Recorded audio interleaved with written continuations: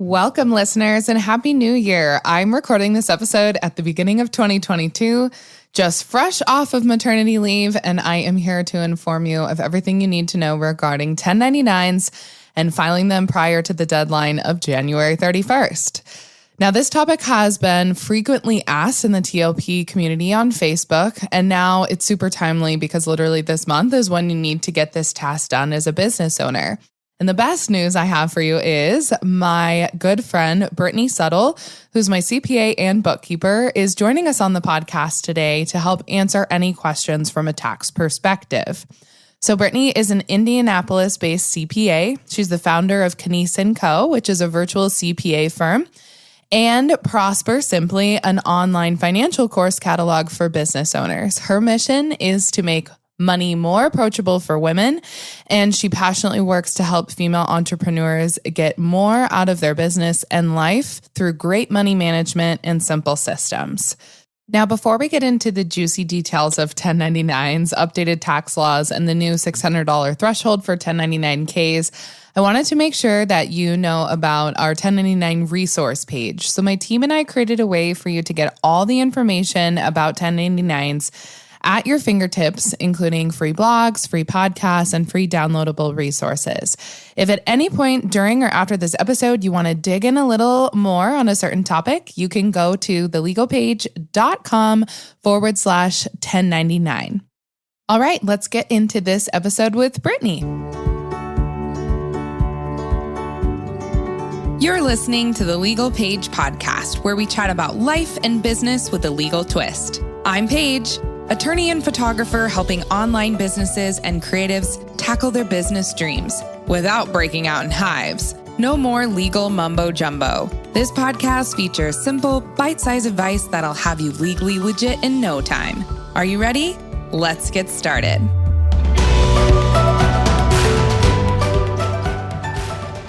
Friends, thanks again for listening to today's podcast. Brittney is here with me to talk all about getting your 1099s prepped and ready, and is also here to explain things in an easy to understand way about this big mess that has happened with 1099 forms, changing things up this past year. So Brittney, thank you for joining us today. I really appreciate it. You are so welcome. Yeah, mess is a kind word. It is something. It is something, you guys. And this is, if you listen to any podcast episode and you have contractors, this would be the one to do and take your time and listen to in 2022 at the beginning of the year. So Brittney, I'm so excited that you're here. Obviously, I know you very well. You've been working for the Legal Paige as our bookkeeper for some time. But I know your journey to where you're at now, kind of from a more intimate level than some of the guests on our podcast episode. But I would like you to tell our listeners kind of who you are, what your evolution has been with your business, and then how, you kind of have the expertise to chat about this stuff with me. Yeah. So I am a CPA, and I run a virtual CPA firm that helps basically online entrepreneurs with their bookkeeping, tax. We do consulting work, all of that fun stuff. So I, we're going way, way back, graduated college, accounting finance degree, got my CPA license, worked for a public CPA firm, doing a lot of business tax returns, individual tax returns, working on audits, reviews, all that fun stuff. I know everyone listening is like, wow, that sounds like such a great time. I thought so too. So I got out of that and I went to work for a private company. But in the midst of all of that, I started a personal finance blog called Britt the Benjamins. Very cheeky. And, after a while with that, I kept hitting my head against a wall because it was taking a lot of time. If any of you, I know, Paige, you know this too, like creating content takes a lot of work, and then promoting it is just that times 12. Yeah. So I was trying to monetize that. It was, I was running into roadblocks. So hired a business coach. He was like, why aren't you using like the skills that you use in your day-to-day to help women with their money? Because that's where my passion was. And I was like, light bulb moment. Like, how did I not think of this before? And really found that niche because there were a lot of women who were getting into owning small businesses. That's like one of the best, I think, trends over the past 5 years is that there are so many more women just starting small businesses, but they didn't have someone that they could really rely on to go to for like the money side of things. So started that about 3 or 4 years ago, and it's just kind of snowballed from there. So love what I do. So excited to talk 1099s because I know it's a confusing topic for everyone, and hopefully we can, put it in really simple words so everyone can understand. Yeah. And it's so funny to hear your journey too, because I think I worked with you when you were Britt and the Benjamins until now. Because what's your company's name now? Just so everybody knows. It's called Knies Co, which Knies is my maiden name, and no one ever pronounces it correctly because you don't pronounce the K. It's spelled kind of like knife, so everyone thinks the K is silent. So if you ever, talk to me and don't pronounce it correctly, I'm not offended. I always like when you explain your business name because I feel like I always butcher it, which is why I gave you the lead there.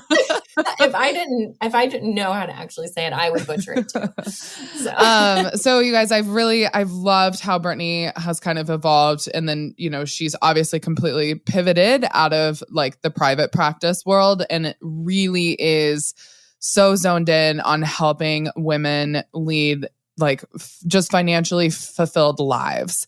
And she's really done that for me and my team. And she has seen the Legal Paige grow from its infancy, from when we were like less than, we were just starting out. I don't even know if we were breaking even at that point. I think Brittney was trying to help me break even. And we were managing expenses like crazy to, we hit like over 6 figures together. That was so fun. Then we had multiple 6 figures. Brittney has just been such an amazing, help with all of our finances and back end, and in particular, 1099s. And there was a point at which I was doing 1099s by myself, and I had lots of contractors on the TLP team. We've since moved to like a quasi-contractor employee business here at TLP, but I think it was maybe 2 years ago, I don't know, whatever, 1 or 2 years ago, where Brittney was like, Paige, I need to file your 1099s for you.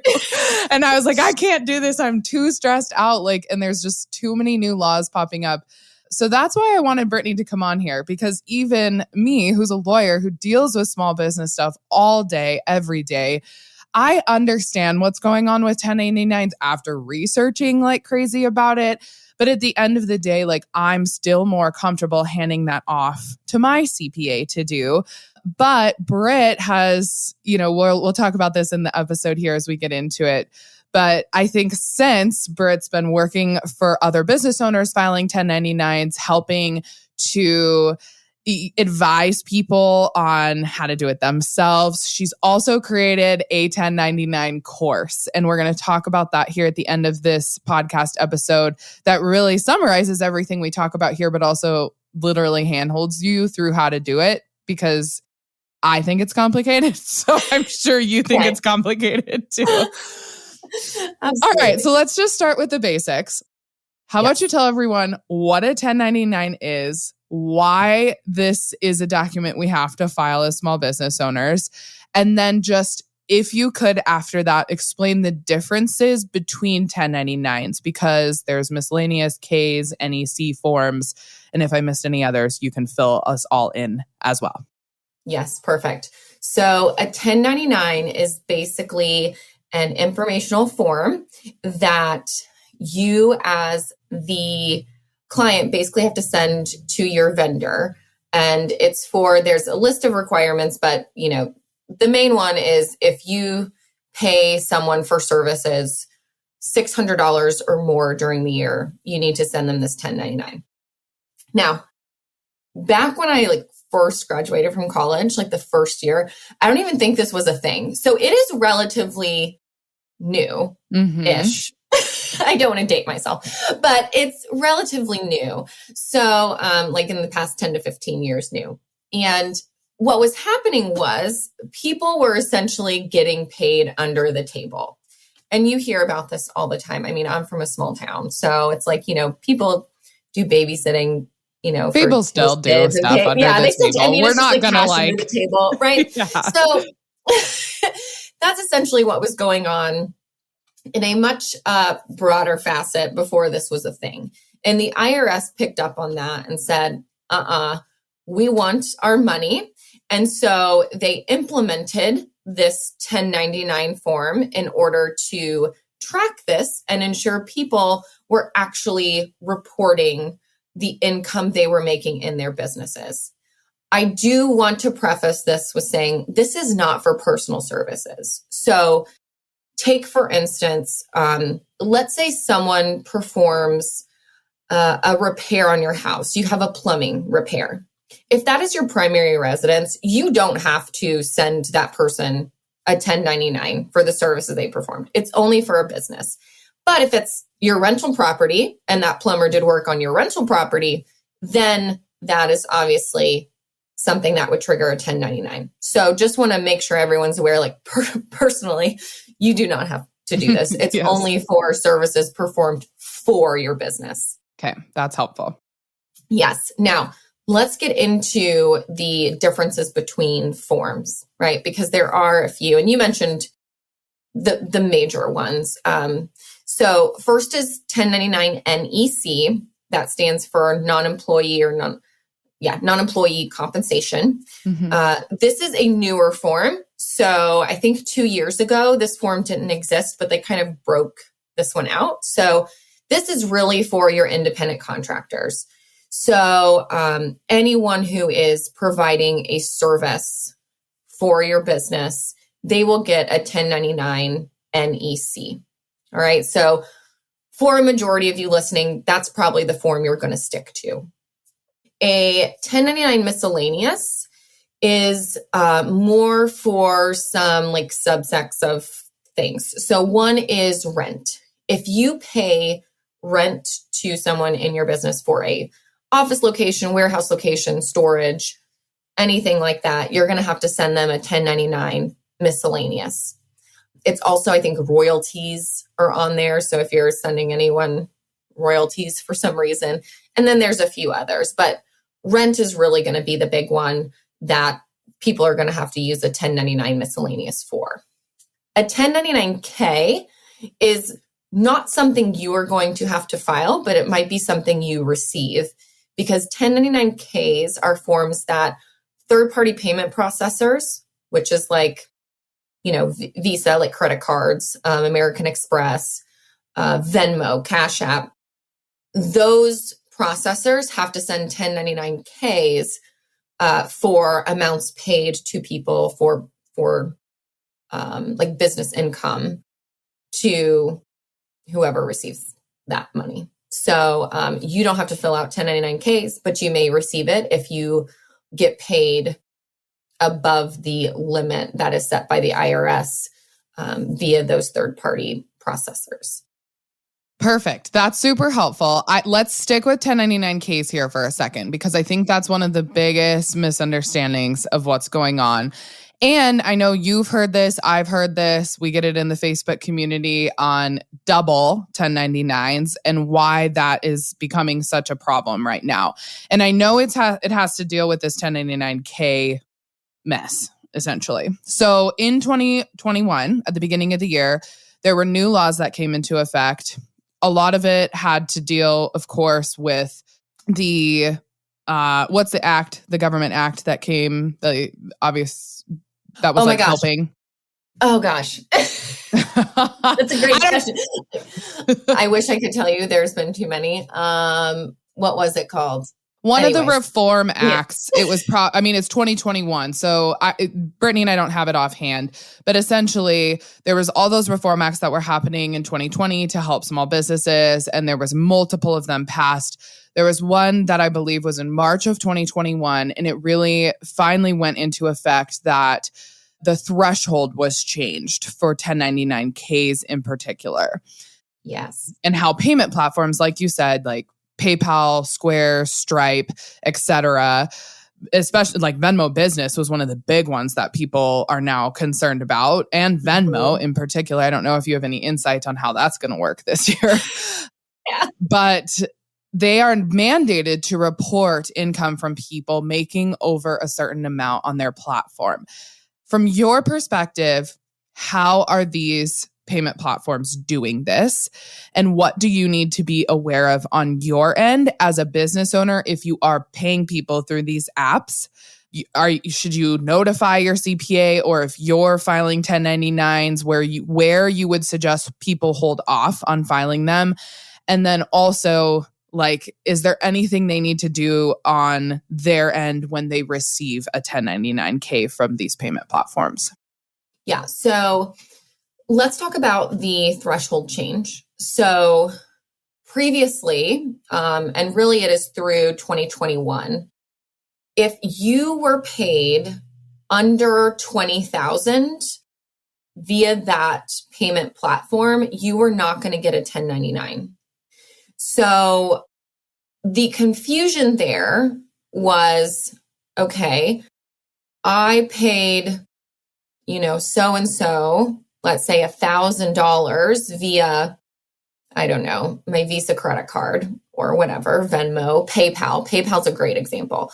I paid someone $1,000 via PayPal. In total, they only were paid, let's say, $18,000 via that platform for the year. So that person is not going to get a 1099 NEC from me. They are not going to get a 1099K from PayPal because they didn't meet those thresholds. And that's where confusion set in, because vendors are like, hey, you paid me. I'm hearing all this stuff on the internet. Where's my 1099? Well, in fact, you're really, according to those rules, you're not supposed to get one, and you're not getting one. Mm-hmm.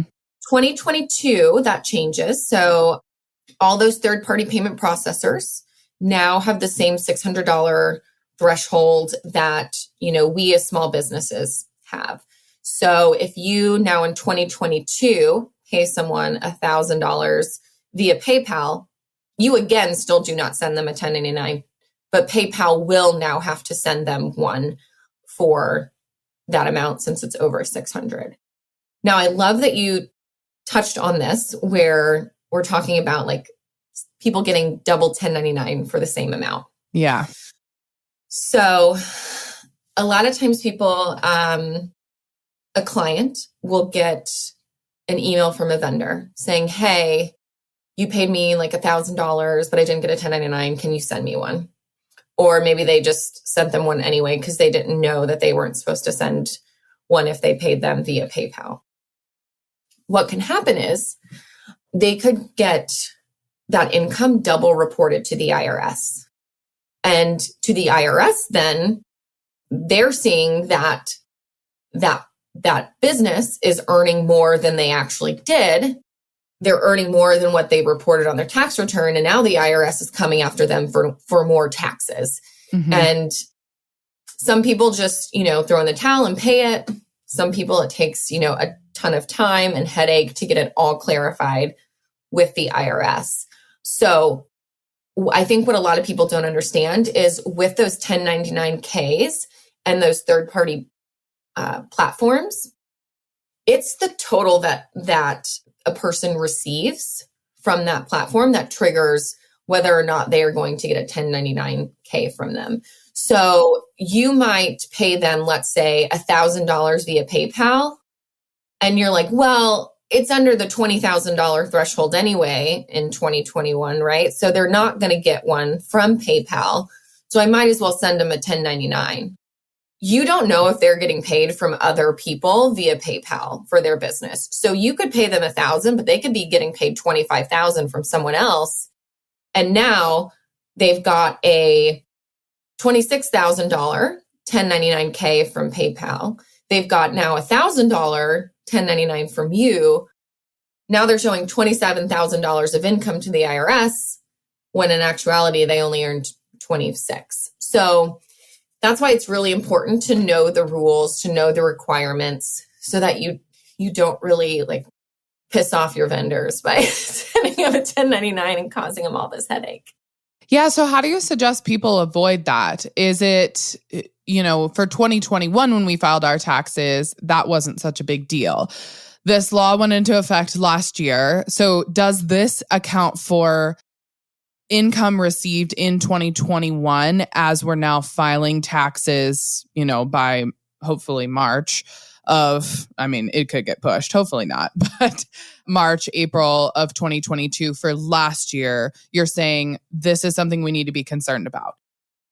Yeah. So because it's still in effect for 2021, so your 1099s are due by January 31st, and it's for payments made in 2021, right? So you do have to be concerned about that when you're filing them this next year, because the 1099Ks still have that high threshold. So you just need to understand that. And if you get pushback from a vendor saying like, hey, I need a 1099, but you paid them via PayPal, you have to understand and know and communicate to them why you cannot send one. Now, you can tell if they want for tax purposes, to know how much you paid them, you can just email that over. That's fine. Say, hey, I paid you $5,000 this year. Cool. But you're not going to file an official form with the IRS to show that. All right, Britt. So to clarify here, because I get confused on this, I'm sure people are confused on this as we're talking about it. We are recording this in January 2022, which means people are having to file their 1099s as small business owners by January 31st, 2022.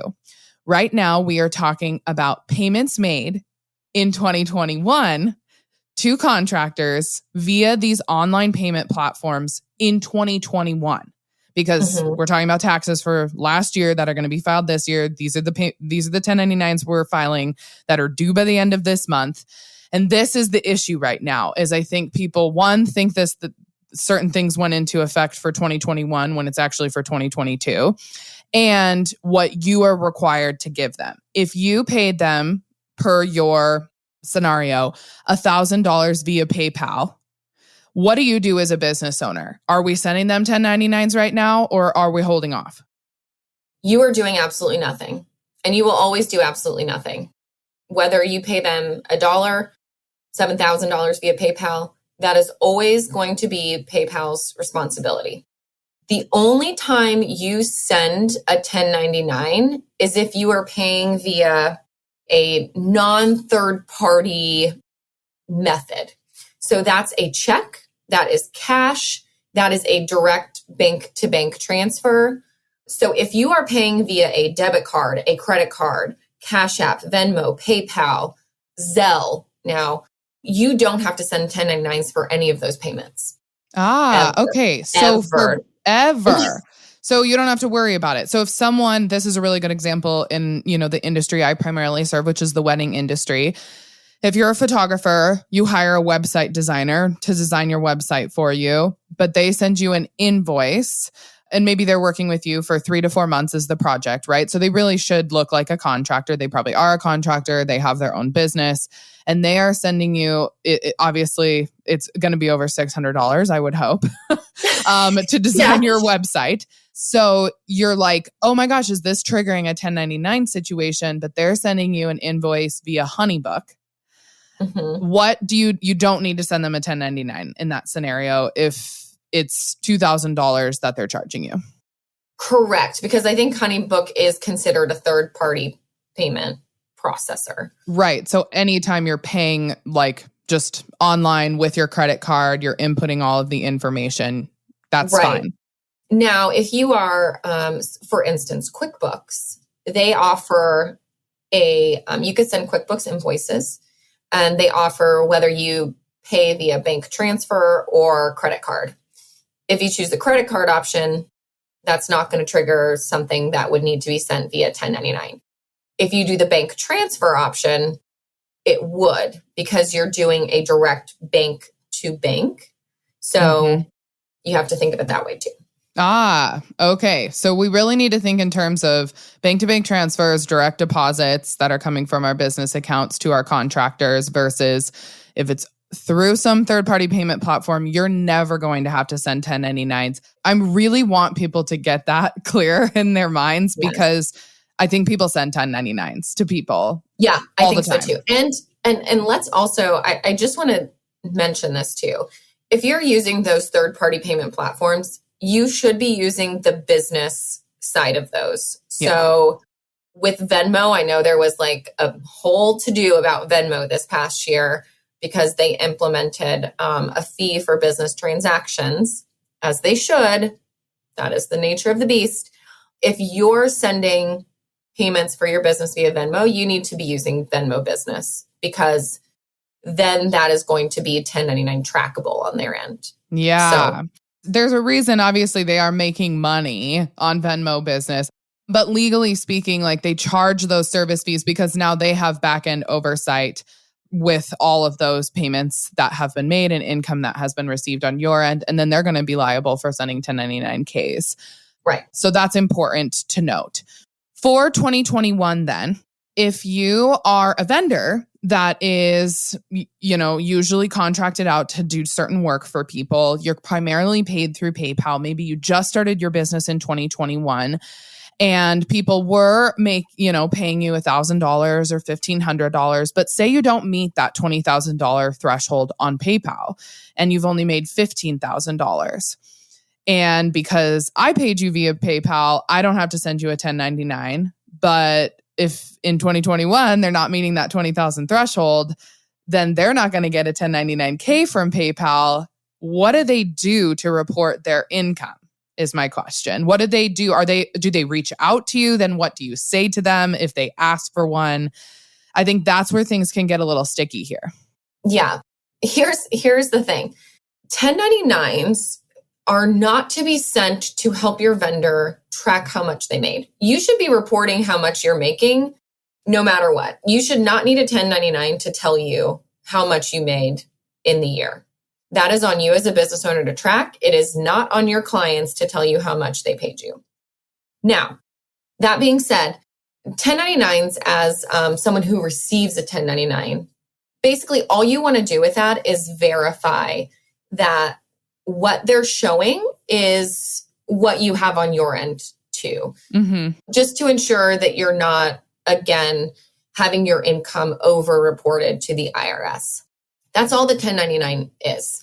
It's just kind of a reconciliation, I guess, form for you to make sure that it's correct. And then that's it. But you should know, I literally, before I was an S corporation, would get, a stack of 1099s.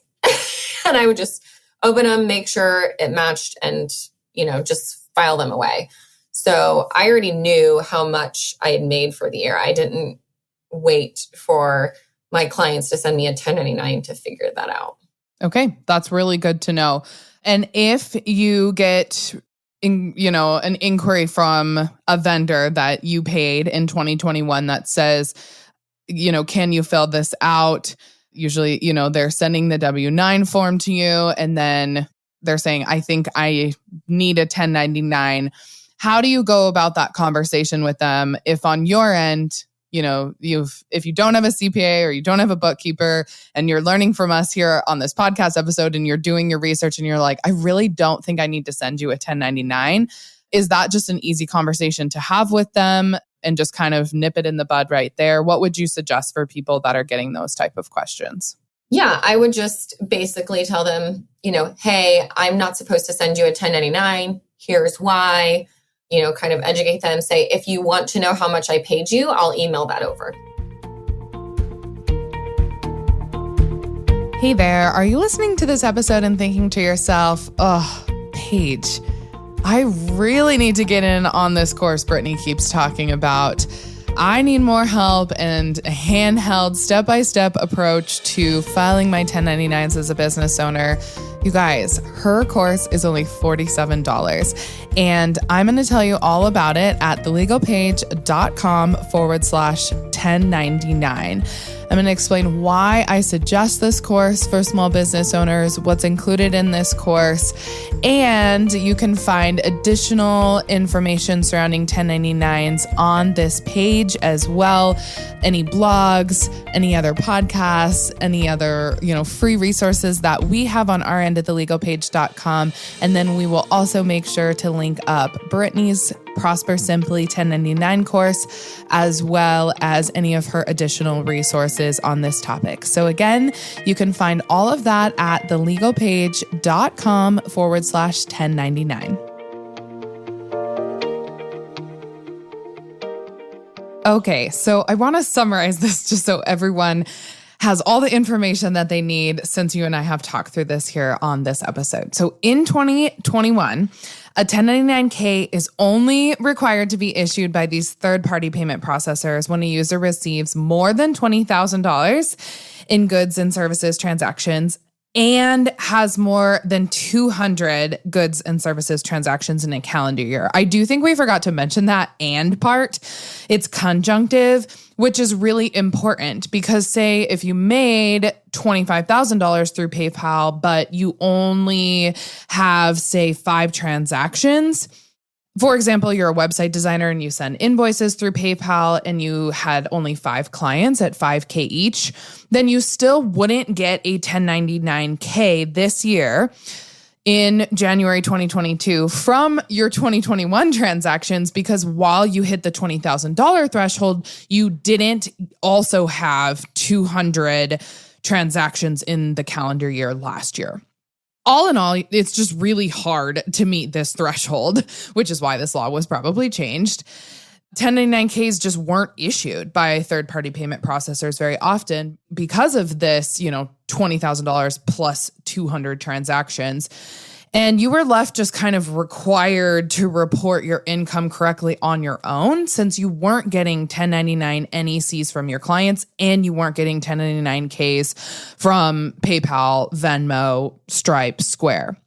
Now, one quick caveat I want to make sure we touch on, Britt, is that there have been a couple of states who have changed their state laws for these third-party payment processors for the year 2021. So if you're in these states, listen up. In Massachusetts, Maryland, Vermont, and Virginia, the threshold is $600, irrespective of the number of transactions for 2021. And for Illinois residents, the threshold is $1,000 with 3 or more transactions. From my knowledge and my research, these are the only exceptions to that, overarching rule of 20,000 plus 200 transactions for the business year of 2021. Again, that is only for last year and what you will potentially be receiving as far as 1099-Ks in January 2022, which is this month. Now, for the duration of 2022, then, which is this year, Britt, you're saying this is where the big change happens. And I did just remember the law that went into effect now that I've thought about it as you've been talking. It was the American Rescue Plan Act of 2021. So that law changed this threshold for the third-party settlement organizations, is what it's called in this act. That's the same thing: PayPal, Venmo, Stripe, Square. And it requires them to report goods and services transactions made by customers with $600 or more in annual gross sales, and they have to send 1099-K forms to those people. Now, remember here, as Britt said, this is only for commercial transactions, though. So in order to qualify for this, and I think we've all seen this probably on Venmo, if you use that app, or PayPal, you have to select transaction includes goods or services. Like, they have that little button pop up when you're asked on the platform. And I do anticipate, Britt, that this is where some people will kind of still slide under the, radar and table on these platforms, especially Venmo, because they won't click that, and then it will just be qualified as a peer-to-peer transaction. So it won't, qualify as a commercial transaction of over $600. But, we'll see what happens this year and how Venmo sorts through all of this. I am not going to go down a Venmo rabbit hole right now, because just, please do yourself a favor, legally speaking, as a business owner, and don't try to fudge your way through 2022 on a regular Venmo profile. It's just bad news bears for your account getting reported or shut down, or funds getting refunded or locked without your say. When you just try and skirt the system by not using a Venmo business profile, it's just never a good idea. So just use a Venmo business profile. If you're a business owner, just do things the right legal way. Okay, I digress there.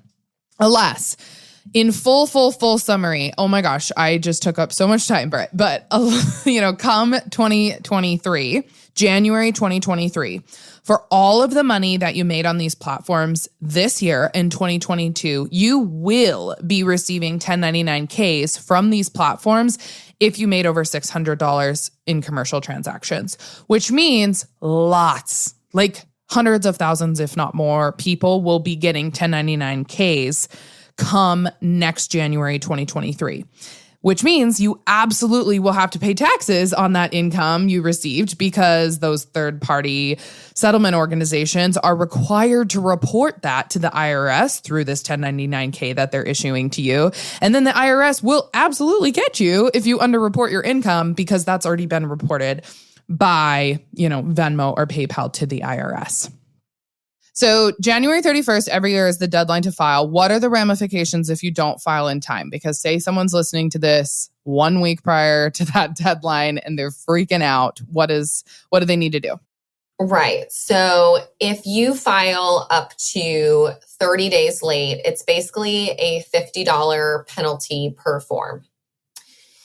If you file, let's say 31 days through August 1st, if you file between that deadline and the IRS, kind of audits you and figures that out, they'll fine you a fee of $110.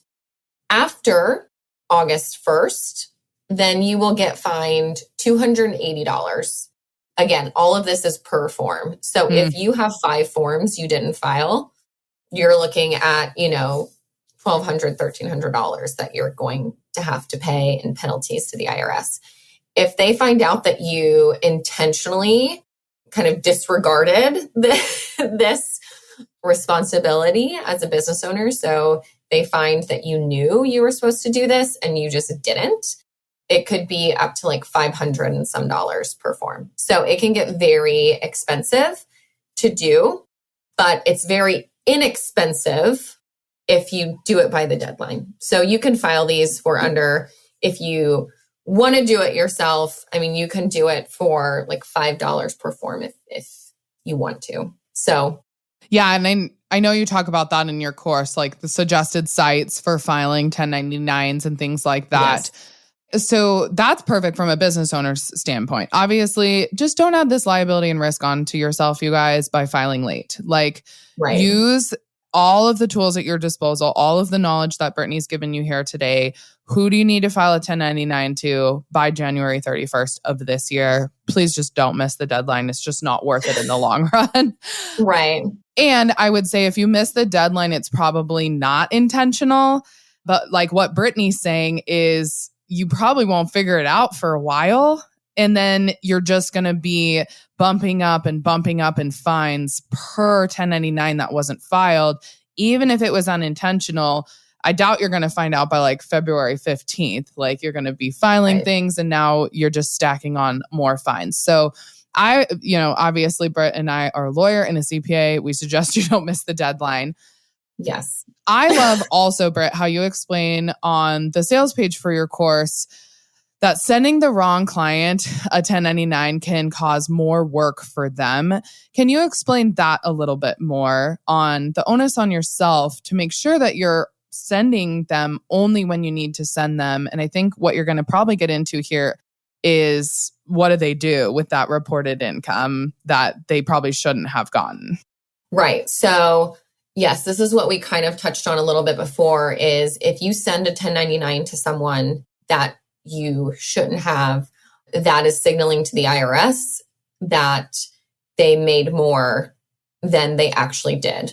And it could cause, again, a lot of headache for them because the IRS is going to come back and say, like, hey, we are, applying this much more in taxes and fees and penalties and all of this because you underreported income. So if you catch that someone sent you a incorrect 1099, or you as the sender figure out that it was incorrectly sent or there's a mistake on there, you can always file a corrected form.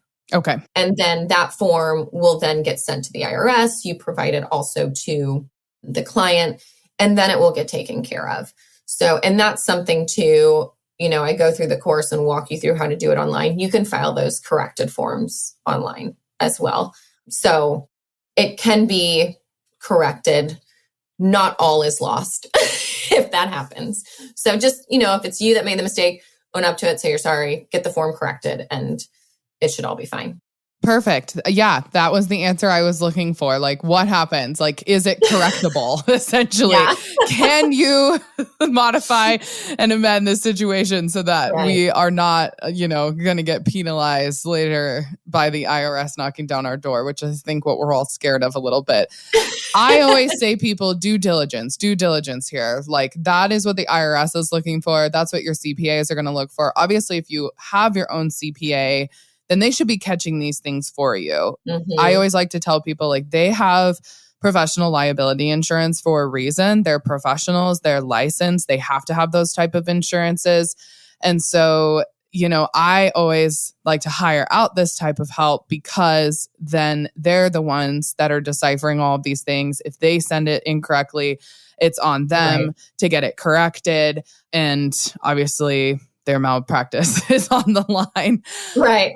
But for people that are DIYing it too, it's really good to know that this is a simple thing that you can change when you catch it in February or March as you're going through the rest of your finances for 2021 and you're starting to, get your tax return ready to file.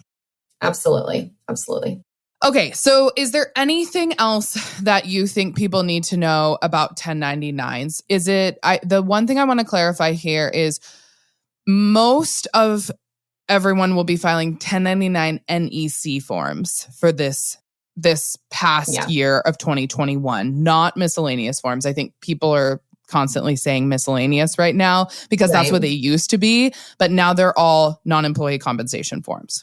Right. Correct. Yes. And for 2021, 2022 onward until the IRS tells us differently. Yeah. Until they change it to something else. And we will inform you all of that. And then 1099Ks are not something we need to worry about on our end ever as business owners. It's coming through these third-party payment platforms. You may get some, if you are a vendor, you may get some in February from these third-party payment platforms. If you made over a certain threshold of money, you're probably going to get a ton more come next year in 2023. Yes, correct. Okay. Correct. You should. Anything else that we're missing with 1099s before we kind of sign off here?